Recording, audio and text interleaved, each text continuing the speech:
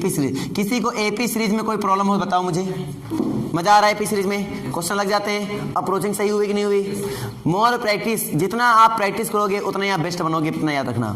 और जो टेस्ट है वो खुद का आकलन होता है, जितना मैं पढ़ा रहा हूँ उसका टेस्ट होगा, ठीक है। मेरे थोड़ा एग्जाम होने दो, कुछ जो बच्चे हुए उनका एग्जाम हो जाए, थोड़ा ठंडे का माहौल भी हटे, है ना, टेस्ट होंगे तुम्हारे एग्जाम पीरियड के। और तुम्हारे एग्जाम माहौल में यानी कि मार्च में तो खाली बेटा यही सब होंगे, टेस्ट वगैरह होंगे, प्रीवियस पेपर सॉल्व। जैसे आज टेस्ट हुआ, कल एनालिसिस उसका, फिर परसों टेस्ट हुआ, फिर उसका एनालिसिस। एक दिन टेस्ट होने पर उसका एनालिसिस बहुत जरूरी है। जैसे मान लीजिए हम खाली टेस्ट लिए जा रहे हैं तो कोई मतलब नहीं, आपकी गलती आपको बताना और अप्रोचिंग सिखाना, ये भी मेरा काम है। जैसे मान लीजिए हमने देखा कि हाँ मैंने एक टेस्ट ले लिया, सिंपल एक टेस्ट ले लिया मैंने, तो आपने टेस्ट, आपके टेस्ट में मैंने नंबर देखे, आपको मैंने बताया कि ठीक अप्रोचिंग। अब मैं आपको बताऊंगा कि हाँ आपने गलती की, आप बताओगे नहीं सर यहाँ गलती की, ऐसे गलती की, हमने इसमें ये सोचा ये गलत हो गया, चलो ठीक है।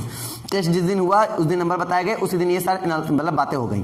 अगले दिन क्या करेंगे, हम उस पर काम करेंगे आप पर। आपके अप्रोचिंग गड़बड़ तो आपकी अप्रोचिंग सही की जाएगी, आपके अंदर जो कमियां होंगी उनको दूर की जाएंगी और अगले टेस्ट में फिर अप्लाई किया जाएगा। फिर देखेंगे अगले टेस्ट में क्या सुधार हुआ, फिर जो कमियां आई फिर अगले टेस्ट में सुधार किया जाएगा। इस टाइप से अगर 15 हम टेस्ट ले लेंगे मार्च भर में, हमने बोला था ना 15 माह से तुम्हारी सिलेबस कवर करके पूरा हम आगे बढ़ जाएंगे ना, तो 15 दिन अगर हम उसमें टेस्ट लेते लेंगे आपका, तो बेटा आप मानो आपका सिलेक्शन तो पेपर के वाइज तो पक्का हो गया। अब बात रहे एसएसबी। अब एसएसबी यार एनडीए में एसएसबी होती है, एयरफोर्स एसएसबी नहीं होती, वहाँ मेडिकल फिजिकल डायरेक्टली होता है। एनडीए में पेपर क्लियर हुआ तो एसएसबी होगी, और एयरफोर्स में पेपर क्लियर हुआ तो मेडिकल फिजिकल होगा आपका डायरेक्टली सिलेक्शन। कहने मतलब समझो, इस आने वाले फॉर्म में आप फॉर्म डालोगे और आपका सिलेक्शन किसी न किसी पोस्ट में किसी न किसी थ्रू हो ही जाएगा। समझ में नहीं आ रहा है? आप अगर मन लगा कि 2.5-3 महीना मन लगा पढ़ लो बेटा, 2.5-3 महीने बचे हैं। वैसे मुझे 6 महीने पूरे नहीं मिल रहे हैं, मुझे देखा जाए तो मुझे 6 महीने पूरे नहीं मिल रहे हैं बेटा। मैंने 6 महीने मांगे थे, 6 महीने पूरे नहीं मिल रहे। कोई बात नहीं, जितना मिलेगा उतने में हम तुम्हारा गुजारा करेंगे, लेकिन विश्वास मानिए जितना हम पढ़ाते उतना खाली तैयार कर लेना। एनडीए के इस बार एक सीट तुम्हारे लिए बुक है, ठीक है, बुक है, मैंने पहले बोल दिया बुक है। ज़्यादा पोस्ट नहीं है लेकिन फिर भी बुक है। लेकिन एसएसबी क्लियर करने की क्षमता तुम्हारे अंदर होनी चाहिए, वो मेरी गारंटी नहीं है। एसएसबी हम लोग यहाँ प्रैक्टिस करा देंगे, लेकिन एसएसबी क्लियर करने की क्षमता तुम्हारी, वहाँ तुम्हारा कॉमन सेंस वर्क ना करे तो मेरी प्रॉब्लम नहीं है, तुम्हारा प्रॉब्लम है ये, ठीक है। तुम्हारा कोई अंदर जैसे प्रॉब्लम है तो मुझे वो दिक्कत नहीं, वो तुम्हें दिक्कत है, तुम दूर करो उसको। लेकिन पढ़ाई से रिलेटेड जो प्रॉब्लम होंगी, अगर उसमें दिक्कत दे रहे हो तो वो दिक्कत है, फिर उसको सॉल्व किया जाएगा यहाँ बैठ के। एसएसबी में क्या क्या इंपॉर्टेंट है वो तुम्हारे पेपर देते ही तो मैं तुम्हें समझा दूंगा। पहले अभी पेपर है मेन, फिर एसएसबी मेन। पेपर देते ही तुम्हें अगले दिन बताया जाएगा नहीं एसएसबी के लिए क्या क्या इंपॉर्टेंट होता है, क्या क्या कितने पहर होते हैं इसमें, कितने दिन का होता है, कैसे क्या इसमें होता है, सब कुछ बता दिया जाएगा आपको। बुक रेफर कर दिया जाएगा, उस बुक को लेकर आओ, उसके अकॉर्डिंग पढ़ाई चालू आपकी, एसएसबी की तैयारी चालू आपकी। क्लियर नहीं हुआ? उसमें फिर आपको ज़्यादा कुछ खास नहीं करना है, फिर एसएसबी की प्रॉपर तैयारी करनी है मन लगा के। इधर तुम्हारा एयरफोर्स क्लियर हो रहा है वाई ग्रुप, तो फिजिकल मेडिकल की तैयारी करनी है, कोई दिक्कत नहीं। मेडिकल में क्या करना है, एक बार अपना वहाँ मेडिकल देने से पहले किसी एक ऐसे जगह पे जाओ जहाँ से अपना मेडिकल पहले करवा लो। मेडिकल तुम लोग को वैसे देखा जाए तैयारी करने से पहले ही मेडिकल करवा के बैठना चाहिए। एक बार मेडिकल करवा के बैठो, और जो कमियाँ हो उन पर अगर सुधार की जा सके सुधार करो अभी से। होता है ना कुछ चीज़ें कमियाँ ऐसी जो सुधार किया जाए तो री मेडिकल देते हैं, तो हम पहले से री मेडिकल लेने वाला कोई काम ही ना रहे, तो पहले से हम सुधार करके बैठ जाएँ। तो उसके लिए तुम्हें क्या करना है, पहले से अपना खुद का एक बार मेडिकल करवा लेना है। समझ में आ रहा नहीं यार? सभी लड़के उसमें क्या होगा ना कि तुम मेडिकल की वजह से कम बाहर ना हो। यार इतनी मेहनत करने के बाद अगर मेडिकल फिजिकल में बाहर हो जाना बड़ा दुख होता है। तो मेडिकल फिजिकल की वजह से कभी बाहर ना हो, उससे पहले हम क्या करें, अपनी तैयारी को प्रॉपर करने के लिए पहले हमें विस्तार से इस बारे में जानकारी रखना चाहिए कि मेडिकल और फिजिकल में मांगते क्या क्या हैं, फिजिकल में क्या रिक्वायर्ड होता है, मेडिकल में क्या रिक्वायर्ड होता है, मेडिकल में क्या क्या पॉइंट ध्यान दिया जाता है, शरीर में फिट होना चाहिए, कैसे क्या देखा जाता है, एवरीथिंग पढ़ लेंगे हम उसको। उसके लिए अपना जांच करवा लेंगे एक बार, जांच करने के बाद अगर फिट हैं तो फिर तैयारी पे और फोकस होकर अपना इस बार क्लियर करें। क्लियर नहीं हुआ? इस बार तो सीटें पक्का हैं। एनडीए में ज़्यादा सीटें नहीं होती हैं, आपने देखा होगा ज़्यादा सीटें नहीं होती हैं। तो अगर सीटें ज़्यादा नहीं हैं तो हमें क्या करना है, तो फिर एनडीए में ज़्यादा सीटें नहीं, तो बेटा हमें इतनी अच्छी मेहनत करनी है कि उतनी सीटें में एक सीट तुम्हारी पक्की हो जाए। तो रैंक जो होगा पेपर निकाल लो, पेपर में पार्ट 1 पार्ट 2 दोनों में अच्छे नंबर लेकर आओ ताकि ओवरऑल अच्छी आपकी रैंक बने रहे, कोई दिक्कत नहीं है। और उसके बाद आप लोग उसमें मेहनत करो फिर अपने एसएसबी में, और ओवरऑल टोटल नंबर बन के तुम्हारा ओवरऑल लास्ट से एसएसबी में गए तो एसएसबी में भी अच्छे नंबर आएंगे, जो नंबर को उनको लिखा जाएगा, लिखने के बाद टोटल मार्क्स बना के तो तुम्हारा cut off final cut off बनेगा। तो फाइनल कट ऑफ जब बनेगा उसमें नाम तुम्हारा आना चाहिए। उसके लिए बेटा बहुत मेहनत चाहिए। हाँ ये है कि हो चाहे ना हो वो बात की बात है, हो चाहे ना हो वो बात की बात, लेकिन तुम इसमें बहुत कुछ नया सीख डालोगे इस तैयारी में और सीख भी रहे होगे, है ना। तो ये चीज तो कंफर्म है। चलो आते हैं जीपी सीरीज। जीपी सीरीज हमारा क्या कहता है बेटा, ज्योमेट्रिकल प्रोग्रेशन। होगा क्या, इसमें हमने देखा जैसे मान लो 2 दे दिया मैंने, इसमें दे दिया मैंने अगला 4 दे दिया, इसमें दे दिया मैंने 8 दे दिया, 8 दे दिया 16 दे दिया एंड सो ऑन। ध्यान से देखो क्या डिफरेंस सेम है, क्या इनके बीच का डिफरेंस सेम है? नहीं है। डिफरेंस सेम है क्या? नहीं। 2 में 4 के बीच में कितना डिफरेंस है? 2 का। 4 और 8 के बीच में 4 का। 8 और 16 के बीच में 8 का। मतलब ये तो डिफरेंस है। अगर टाइम्स कर दूं तो 2 टाइम करता हूं इसको, 2 गुना, 2 दुने कितना होता है? 4। अब इसका 2 गुना कर दो, 4 दुने कितना होता है? 8। इसका 2 गुना कर दो, 8 दुने कितना होता है? 16। इसका मतलब ये सेम है, मतलब इनका रेशियो सेम है। इनका रेशियो सेम। भाग कराने मतलब क्या? रेशियो। भाई 4 में आपने 2 से भाग करा दिया, आपने 8 में 4 से भाग करा दिया, आपने 16 में 8 से भाग करा दिया, तो वो कितना आया? 2। वही तो सेम आया। इसका मतलब इनका रेशियो सेम आ रहा है, इनका रेशियो सेम आ रहा है। जब रेशियो सेम आ जाए तो हमने पहले बताया तो क्या होगा? जीपी सीरीज होगा। क्या होगा? जीपी सीरीज होगा। तो पहले तो बात आ गई रेशियो कैसे? ठीक है, रेशियो तो ठीक है।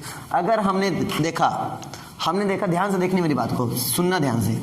हमने क्या देखा कि जो रेशियो आया वो आर मान लिया। हमने क्या मान लिया? आर। तो हमने देखा जो रेशियो है मैं उससे मल्टीप्लाई कर दूं। जैसे रेशियो कितना आया? 2 आया। रेशियो कितना आया? 2 आया। तो 2 से मल्टीप्लाई कर, 2 2 जा 4, तो सेकंड टर्म पता चला। 4 में फिर 2 से मल्टीप्लाई कर दो तो 8, यानी थर्ड टर्म पता चला।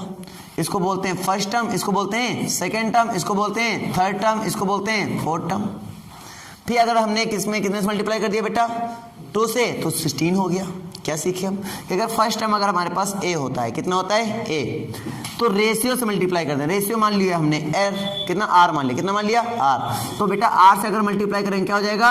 a गुणे r करेंगे तो क्या होगा? ar। अगला r से एक और कर दो, गुणा में घातें जुड़ती हैं, तो r एक कितना हो जाएगा? 2, तो r पावर हो जाएगा 2, ar स्क्वायर हो गया। अगला ar क्यूब, अगला ar 4, अगला ar 5 and so on.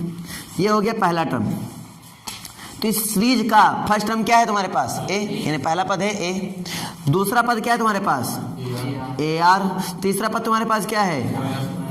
ar square. चौथा पद तुम्हारे पास क्या है? पांचवा पद तुम्हारे पास क्या है? और छठवां पद क्या है तुम्हारे पास? क्या सीखे? क्या सीखे? अगर पहला पद होता तो कोई आर नहीं है। ए तो देखो हर जगह चल रहा है, तो ए पर कोई चेंजेस नहीं हो रहा है, टर्म का कोई प्रभाव ए पर नहीं पड़ रहा है, ये तो देखा आपने। लेकिन अगर हमारी बात आ जाती है आर पर, तो आर ध्यान से देखो, ध्यान से। आर में क्या देखा आपने? ए की पावर क्या हो रही है? बढ़ रही है, घट रही है,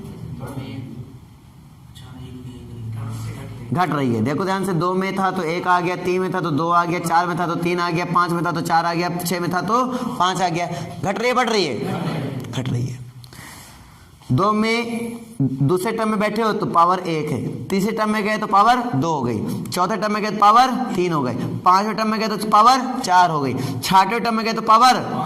इससे पता चल रहा है कि पावर यहाँ पे एक अपने टर्म से घट जाती है। तो एंड सो ऑन। अगर मुझे tn टर्म में गए तो ए तो मेरा वही रहता है, कोई दिक्कत नहीं, लेकिन आर में जो पावर होगा वो इसमें क्या हो जाएगा? 1 कम हो जाएगा, क्योंकि सभी में 1 कम हो रहा है तो इसमें भी क्या होगा? कम होगा। सीरीज है तो पैटर्न को फॉलो करता है। सीरीज का मतलब क्या हुआ? पैटर्न। अगर पैटर्न को फॉलो नहीं करे तो सीरीज कैसी, है ना? तो इसका मतलब क्या हुआ? ए आर की पावर n-1 हो जाएगा।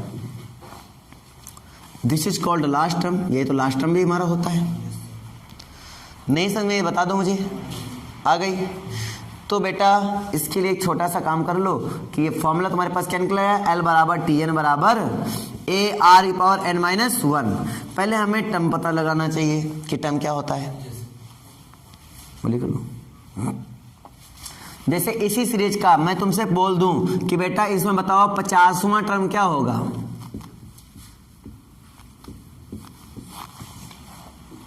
पचासवां। तो n की वैल्यू कितनी हो गई? 50।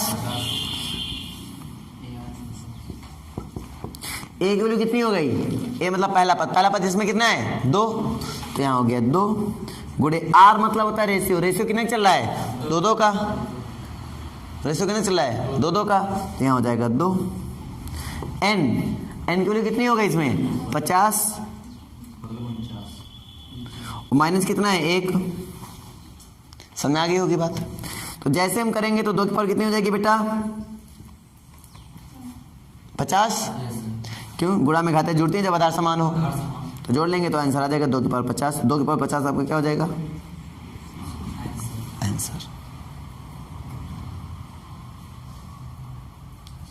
सीखे कुछ नहीं सीखे, सीखे कुछ नहीं सीखे, सीखे मिड पॉइंट कैसे निकालते हैं। जैसे कि ध्यान दीजिए, थोड़ा सा ध्यान देने वाली बात है। 2, 4 और 8 ये पक्की बात। R in GP, R in GP. ध्यान से देखो, ध्यान से, इनका प्रोडक्ट कर दिया जाए और स्क्वायर रूट कर दिया जाए, कितना आ जाएगा। गुणा करो इन दोनों का, 8 दुनाई 16, और वर्गमूल करो इन दोनों का 16 का। वर्गमूल कर रहे हैं, स्क्वायर से वर्गमूल नहीं, वर्गमूल केवल, तो कितना आएगा 4। मिला। कोई और सीरीज में फॉलो होगा, बिल्कुल हर सीरीज में फॉलो होगा। जैसे ए ले लिया पहला टर्म, दूसरा बी ले लिया, तीसरा सी ले लिया हमने। पहला ए ले लिया, दूसरा बी, तीसरा सी। तो आर कैसे आता, आपने क्या देखा, आर कैसे आता है। दूसरे टर्म में पहले टर्म को क्या करो डिवाइड, तीसरे टर्म में दूसरे टर्म से क्या करो डिवाइड, ये तो आपने सीखा। चौथे टर्म में तीसरे टर्म से क्या कर दो डिवाइड, इस तरह करते चले जाओ। और nवें टर्म में किसे डिवाइड कर दो, n-1 से डिवाइड कर दो बेटा। जहां n एक प्राकृतिक संख्या है, जहां n एक प्राकृतिक संख्या है, समझे कुछ। अब for all n belongs to capital N, मूर्खों समझ में आ गया। अब मतलब ये आर एन पर डिपेंड नहीं कर रहा है, ये टर्म है, ये टर्म एन पर डिपेंड कर रहा है कि पहला टर्म है, दूसरा टर्म है, तीसरा टर्म। क्लियर हुआ बात। अब सच में बच्चे महान है। चलो तो सीरीज सबको क्लियर हुई नहीं हुई, हो गई। तो ये आर हो गया, ये हो गया। अगर मैंने सोचा, ध्यान सोचो, मैंने क्या सोचा कि A B C R in GP, R in GP. अगर बेटा जीपी में है, जी मतलब गुरुत्व श्रेणी में है, तो क्या होता है दूसरे टर्म में पहले टर्म को डिवाइड कर लेते हैं। क्लियर नहीं क्लियर, वो सेम होता है। तीसरे टर्म में दूसरे टर्म से डिवाइड कर देंगे, कोई दिक्कत तो बताओ, समझ आ गया। इनका कर देंगे क्रॉस मल्टीप्लाई, तो बी और क्या आएगा अंडर रूट ए सी। यहां पर समझ में आया या नहीं आया, आया। मतलब मिड पॉइंट निकालना हो तो हम ये काम करेंगे, मिड पॉइंट निकालना हो तो हम ये काम करेंगे। कोई दिक्कत तो बता दो मुझे।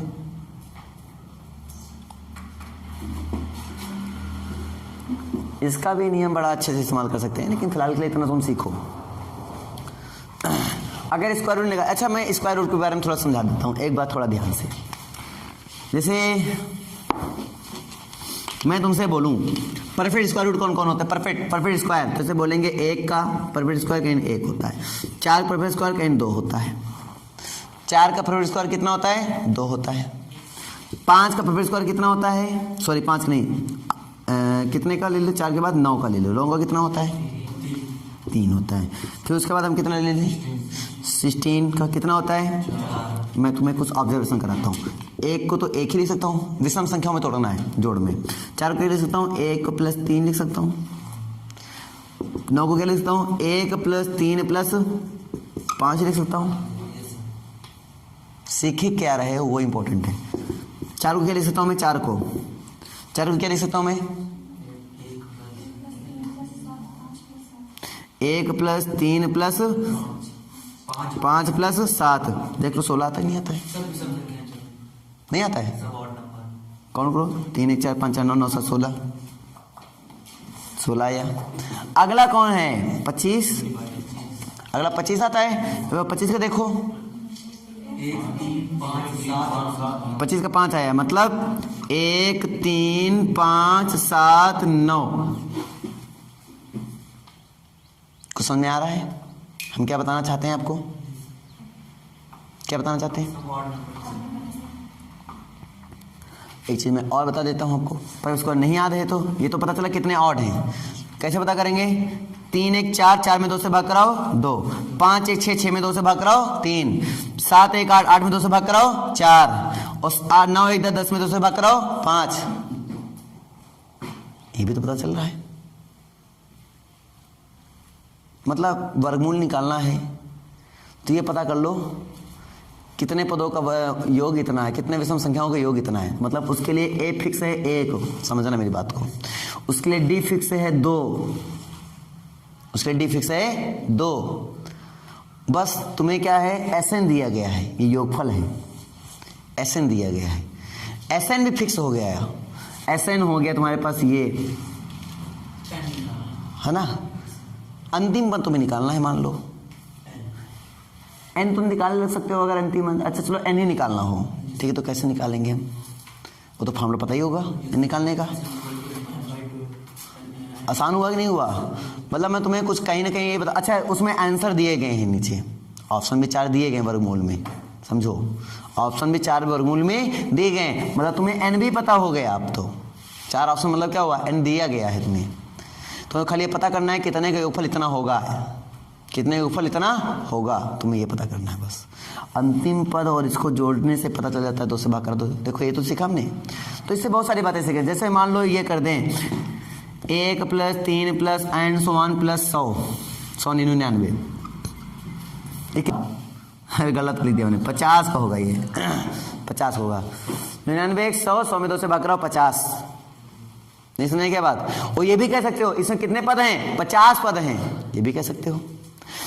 देखो 2 बात निकल रही से, कितने पद होंगे, 50 पद होंगे, कितने योगफल आएगा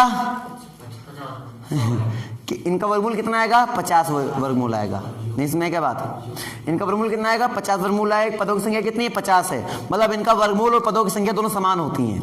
देखो 9 1 2 3 4 5, पदों संख्या कितनी है, 5। वर्गमूल निकालने का तरीका होता था 9 1 10 का वर्गमूल कितना होता है, सॉरी 10/2 करो कितना आता है, 5। तो वर्गमूल भी 5, पदों की संख्या भी 5। ट्रिक समझ में आई थी। 9 1 10/2, 7 1 8/2, 5 1 6/2, 3 1 4/2, 1 में 2 क्या करेंगे, ये तो एक ऑलरेडी जोड़ी नहीं, तुम्हें नहीं जोड़ा नहीं तो 2 करने की जरूरत ही नहीं। समझ ना आया बताओ मुझे, हाँ ना बोलो भाई, आया? ये क्यों सिखाया, कभी जरूरत पड़ जाए इन फ्यूचर मतलब तो लगा देना ना। अपने पास मेथड का भंडार होना चाहिए जब एग्जाम में बैठो, है ना, कोई दिक्कत ना हो। पता चला आधा घंटा वर्गमूल ही कर रहे हैं महाराज जी। अब इतना समझ में आ गया है कि हाँ इतना होता है, बस बात खत्म, क्लियर एकदम, आंसर आ गया। रब कर दूं मैं आगे, फिलहाल के लिए अभी आगे बढ़ा जाए थोड़ा बहुत, है ना। हमने क्या सीखा वो समझ में आया? हमने सीखा कि बेटा अगर ABC R इन GP होता है, R इन GP होता है, तो B² = क्या होता है, AC होता है। ये तो सीखा हम लोगों ने, कोई दिक्कत आई बताओ, समझ में आ गया होगा। चलो अब कहानी को खत्म करते हैं, बहुत देर से लपलपर हो रहा है। बेटा क्वेश्चन देखिए, जैसे मान लीजिए हमारे पास आ गया 3, अगला आ गया हमारे पास अगला आ गया हमारे पास तुम लोग ना महान हो यार। GP है तो GP बनाना पड़ेगा ना, 5 में GP कैसे बना लोगे बनाओगे तो सही, लेकिन फिर लंबा हो जाएगा, फिर सोचना पड़ेगा, उसमें सीरीज लिखने में सोचना पड़ेगा।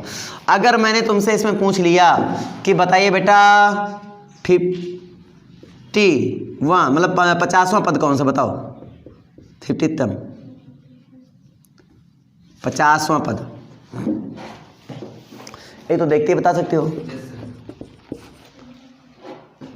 ये तो देखते बता सकते हो आंसर क्यों, ये तो पैटर्न फॉलो कर रहा है। लेकिन अगर देखते नहीं, हमें कैलकुलेशन से निकालना पड़े, तो कैसे निकालेंगे, Tn बराबर A × r⁻n−1। A की वैल्यू कितनी है 3, r की वैल्यू कितनी है, भाग करा के देखो 3, पावर कितना है 50 में गया 49, 49 से कितना होता है 50। नहीं समझ में बात,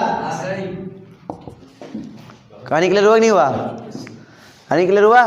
तो GP सीरीज कैसे पहचानेंगे, जिसका रेशियो क्या हो, सेम हो, वो क्या होता है GP सीरीज, ठीक है। और दूसरी पॉइंट है कि Tn कैसे निकालते हैं, AR⁻n−1, लास्ट टर्म कितना होता है AR⁻n−1, पकड़ में बात आ गई। अगर मैंने अंतिम पद आपको दे दिया, अंतिम पद इसमें मैंने दे दिया,